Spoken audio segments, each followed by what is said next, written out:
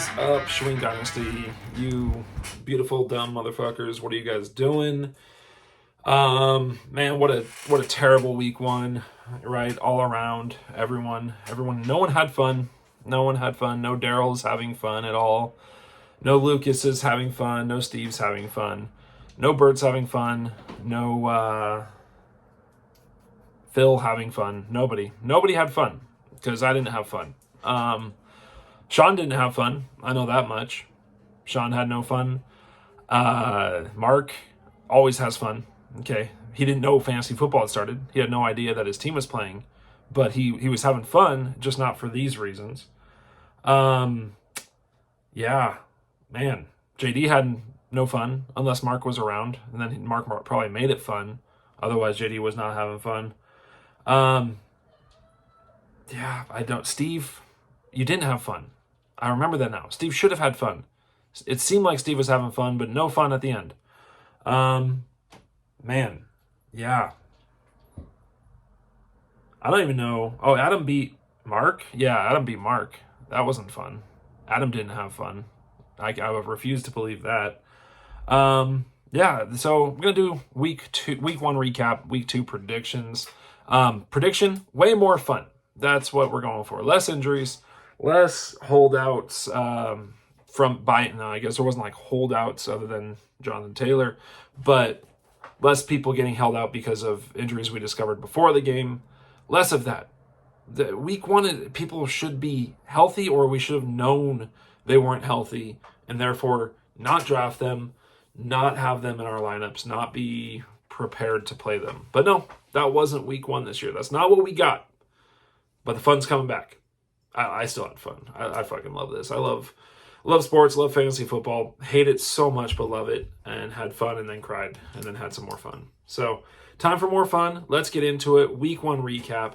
What a week it was. Lucas took it to me, thanks to the players that I traded him. Calvin Ridley and David Montgomery both had good games, both players I gave him. Hey, I'm happy to have Justin Herbert, especially going into a 2 QB league. It seemed like I had 2 or 3 QBs I like. Now I have Justin Herbert and maybe Justin Fields and maybe Dak Prescott, but Dak didn't have to do a whole lot in his game, so I still believe he's a decent quarterback, but suddenly I don't feel as confident in my 2 QB rotation because overreactions to week one are a thing. They're definitely what I'm doing. Yeah, so Lucas took it to me. Ridley and Travis Etienne both had really good games. Really terrible performance outside of CMC on my side. T. Higgins was 0 points. Like, that doesn't even make sense. Makes no sense at all. But it's where we're at with week one. So, congrats, Lucas. Good win. Burt crushed JD 186 to 121. This was the large. Wow. I'm not even. It's Tuesday morning here. I'm home from work today. For just something. So home today. Tuesday morning. I'm not fully in the game yet, but yeah, Burt crushed JD for the large margin of victory for this week. And it was really, I mean, he had some good performances, but it was really on the back of the Cowboys defense performance against the Giants. That game was just over before it ever got started, and it really, really sucked. It was a terrible game for Sunday Night Football. The cat's outside meowing away. So, yeah, congrats, Bird, on that. Phil sharded out a win, is how I'm putting it. He sharded out a win over Sean. It's 128 to 91. There's only a couple teams that Phil actually would have beaten this week, and Sean was one of them. So it's like he sharded and there was a diamond in the shard. That's how I'm thinking about Phil's week one. Daryl rode Higgs. Oh, man, you guys. Oh, this is brutal. Daryl rode Hill, Diggs, and Pollard to a big win, 207 to 178 over Steve. This was a fantastic matchup. Only Burt would have also beaten Steve. So, sucks for Steve. He had the third highest points in the week and lost. Adam scored well. This is not just like his opponent didn't score. Adam scored well. He got 153, but he beat a struggling Mark who only had 95 points. So yeah, that's Seattle. It was all Seattle. Mark has made his bed. Sorry, I got a little hair on the screen I couldn't deal with anymore. Hold on a second. Mark! Mark, come here. I have Mark open this door and let this cat in. I can't walk away from the camera. I won't do that to you guys. I won't leave you here alone. Can you open the door and let the cat in? This is good video right here. This is great video. I guess the dog and the cat are coming in. Okay. So, yeah. And close that door, buddy. Yeah, there's Marky. Huh? Can I come? Yeah, you can come over and say hi. Yeah, so Adam beat Mark, who was struggling. Mark's made his bed with Seattle. There's little Mark. Mark showed off his t-shirt. That's awesome, buddy. Okay, see you in a little bit. Yeah, strong opening showing by Bijan. Good excitement for Adam, for sure. Something he should be pumped about. That's all the games. The dumb shit sit of the week was by JD. It was the Tyler Algier sit. 28 points. So, of course, the thing that I pointed out in his lineup is the thing that actually went well. Would have gone well. Sitting Tyler Algier over Adam Thielen in the flex. Adam Thielen got 3 points. Algier got 28. I can't, well, okay. Maybe it's a real thing. Maybe it's good. It wouldn't have, obviously, affected the game too much. Bert had the, just blew out JD. But I don't think he would have been the large march. I think that would have been Mark losing to Adam would have then become the large margin of victory. Pretty sure. So that at least would have kept him out of that embarrassing spot. All right, on to this week. Week 2. Okay, we're moving in. This is pre-waivers, but that doesn't really matter in our league. The waivers aren't that exciting. I already picked up Puka Nacua before the season started. I had, yeah, anyways, awesome. Flex for that. In your face, guys. Week 2. Tuesday predictions are tough.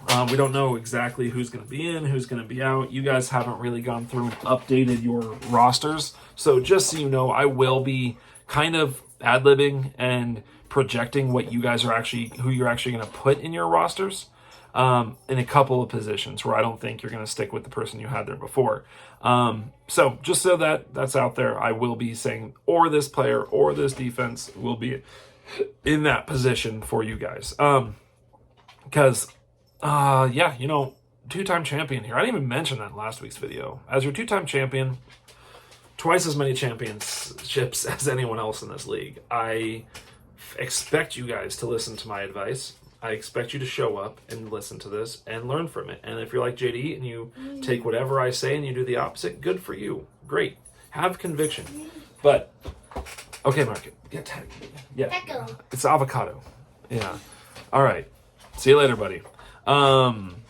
Yeah, so show up and listen to me. I've won this league twice, and I deserved it probably 0.75 total times. So out of both my championship seasons, maybe I wasn't the best team, but I have those championships. So, you know, I know how to... God, this shirt is driving me nuts. First off, it's orange. That's bothering me to no end.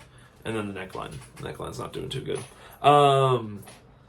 Yeah, so show up, listen to the commish, make your decisions either based on what I say, choosing to do what I am saying, or go the opposite like JD. And it would have been really confusing last week because I told JD to sit Tyler Algier, and then he's saying he would, you know, that would have led him to playing him.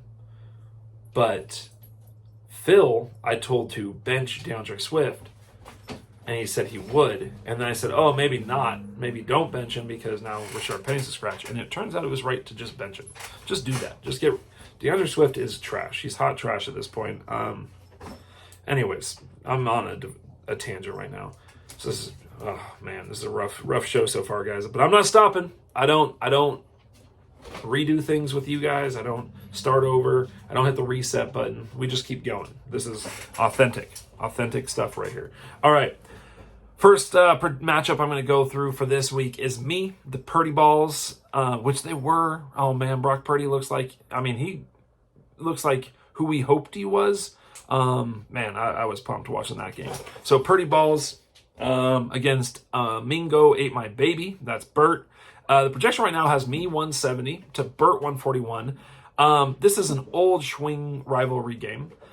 Week 1 was harsh for me. It was bad for me, and Bert had a good week. I feel like the truth for both of us is definitely somewhere in the middle and maybe even flipped a little bit. Right now, Bert has some good players, but I know depth is an issue, and he's had some injuries. So for me, I need everyone but CMC to be better. That's just flat across the board.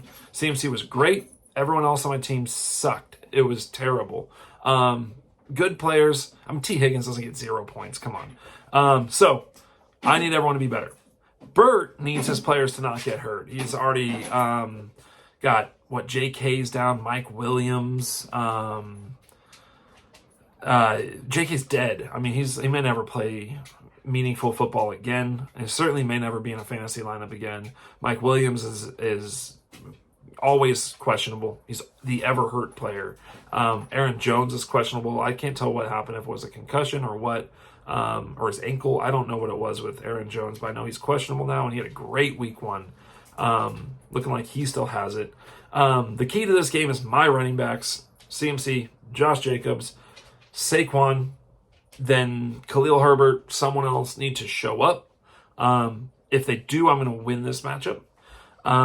I don't trust this projection the way it is now, but Bert is dealing with a lot of injuries. I'm picking me. I'm picking me to win this one. I think it gets back to sort of more of the preseason outlook. Zay Flowers is fantastic for Bert. Love that guy. Have him in a couple leagues this year, and he's just super fun to root for and watch. So congrats to Bert on having him for his foreseeable career in our league. But I'm picking me this week, picking the bounce back. So right in the ship, Bert and I both end up 1-1 after this. Next game is D's Nuts.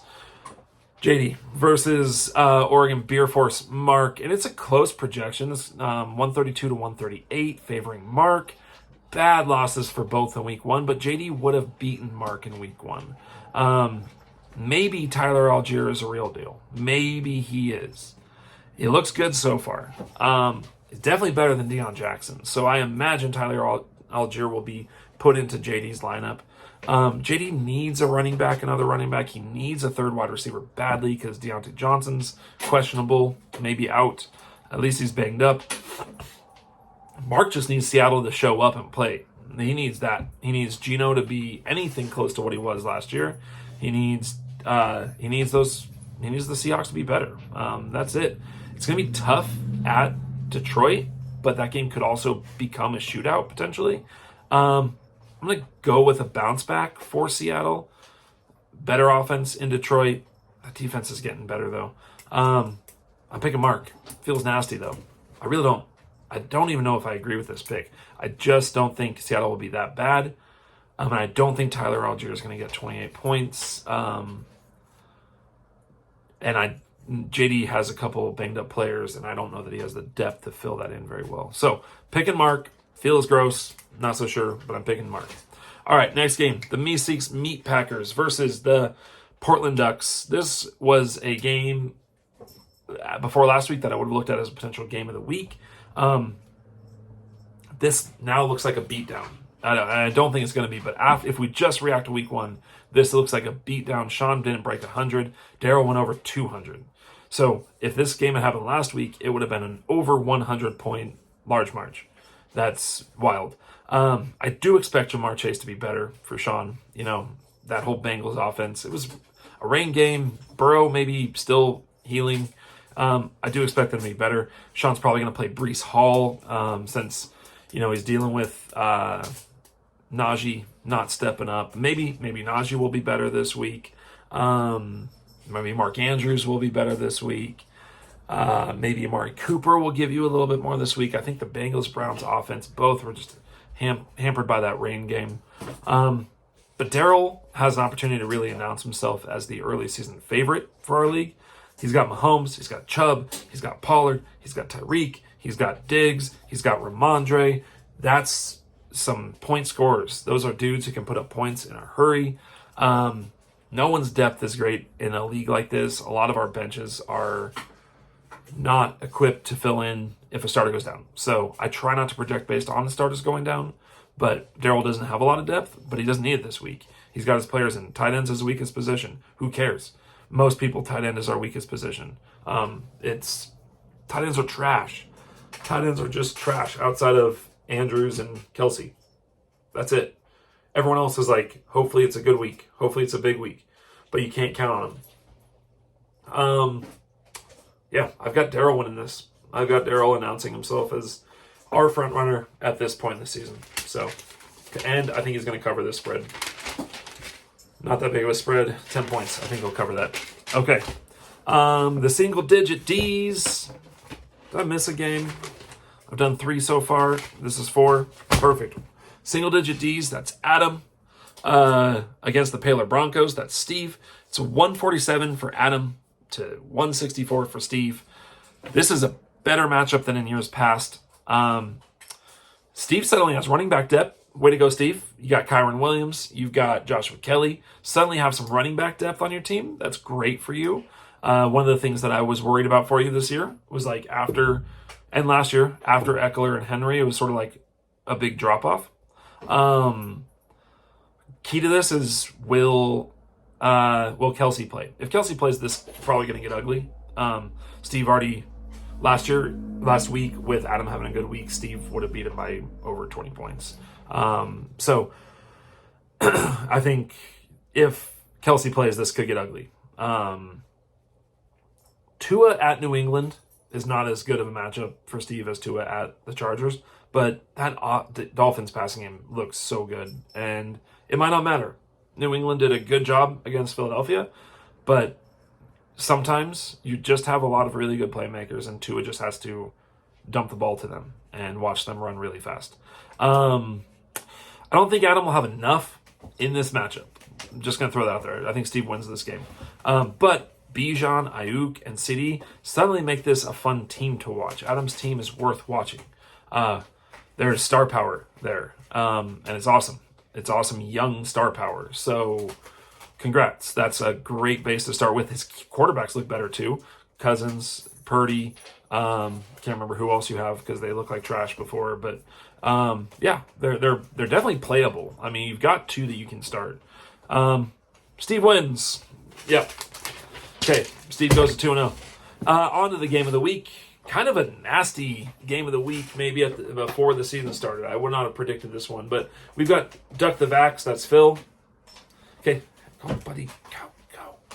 And the boot scooting bottom boys. That's Lucas. 150 for Phil is the projection. 158 for Lucas, coming off his upset victory over me. Phil with the sharp victory over Sean, winning with only 128 points. But they are 2 1-0 teams. They've got a tight spread here. So that's why this is the game of the week. It's not a great week 1 for Phil, like I said, but he got the W.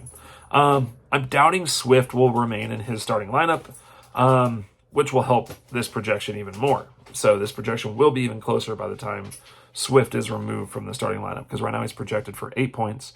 Generous. That's generous for DeAndre Swift. He hit around there somewhere last week, but I just like to make fun of DeAndre Swift.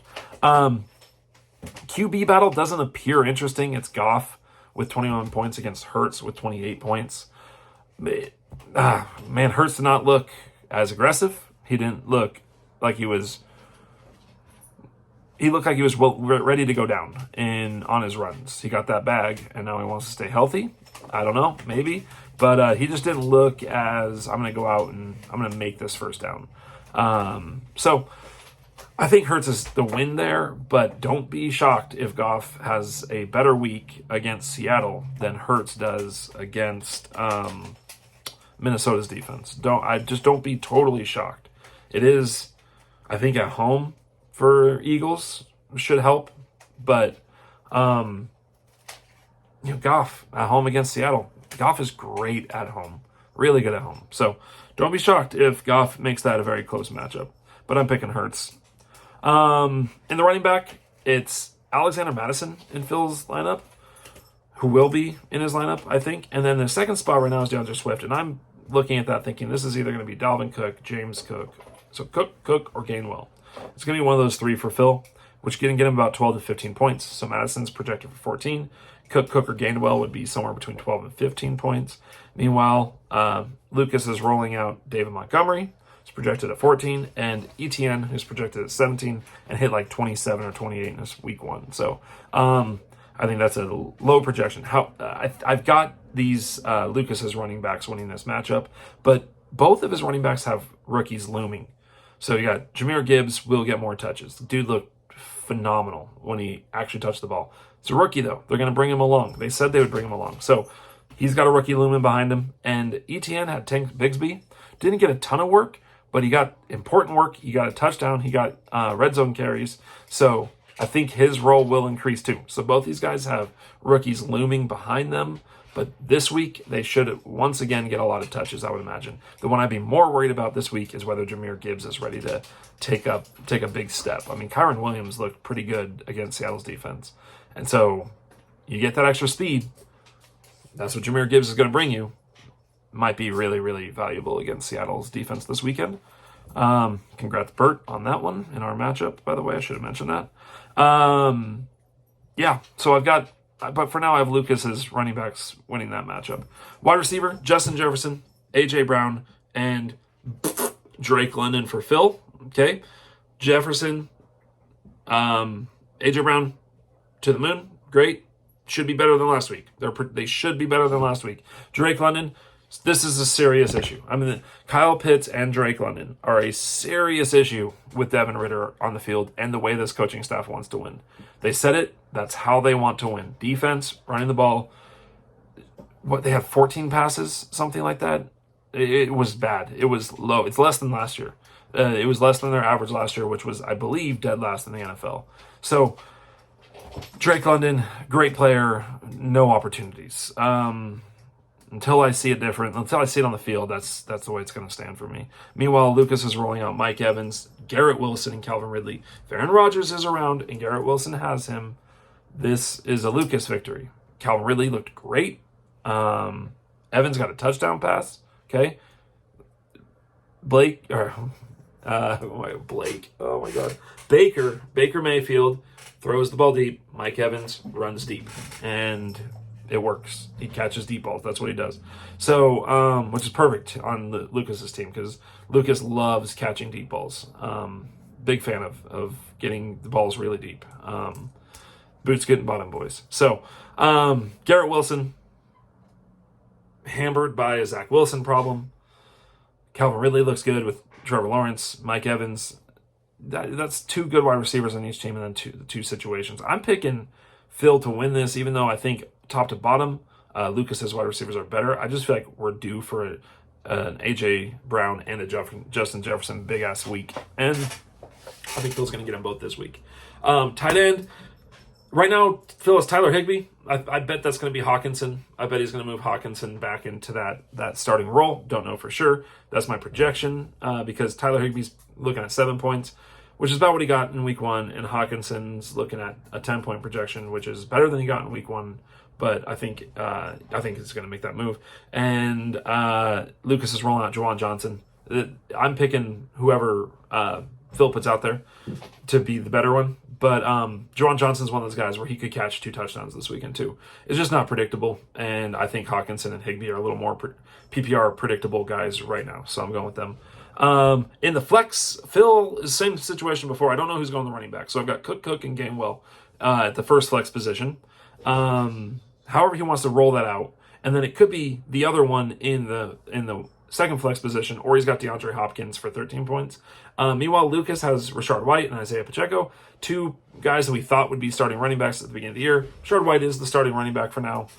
Pacheco, who knows what they're doing with the running backs. It's no one and everyone. They both got 11 points in week 1. Both of them. For supposed starters, they both got 11 points in week 1. I like Phil's flex here better. Defense, Phil has the Eagles of Minnesota right now. I doubt that's who he's keeping in because his own players could hurt his score there. So I bet he's going to switch over to the Bucks versus Chicago. Chicago's offense certainly not looking great week 1. Bucks got to win the week 1. So I bet Phil's going to make that switch. So that's what I'm projecting here. Either way, they're both projected for 10 points. Meanwhile, Lucas has the Giants against Arizona. Arizona's a mess. It is at Arizona, which gives me some pause here. But it's an 11-point projection, and I'm picking that to be better than whatever Phil is rolling out. So I've got Lucas with the win there. Here's the key to this game. Jalen Hurts, if he goes over 30 points, Lucas wins. I think that's what he's going to need to do for Lucas. Once Phil fixes his spots where there's lesser players, this projection is going to be like razor thin. So I have Phil winning. I have Jalen Hurts not going over 30 points, which is scary, but it's what I have. And I've got Phil winning this game in an upset.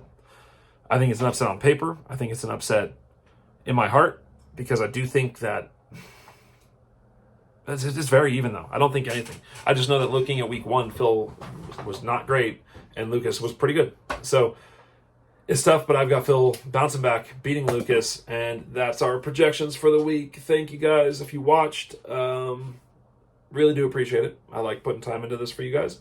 The off season did not do it, and now I'm trying to bounce back with that. So bounce backs. That's the theme of week 2. Bounce back to videos. Bounce back for our players who were terrible week 1. Okay? Love you guys. Take care of yourselves. See you next week.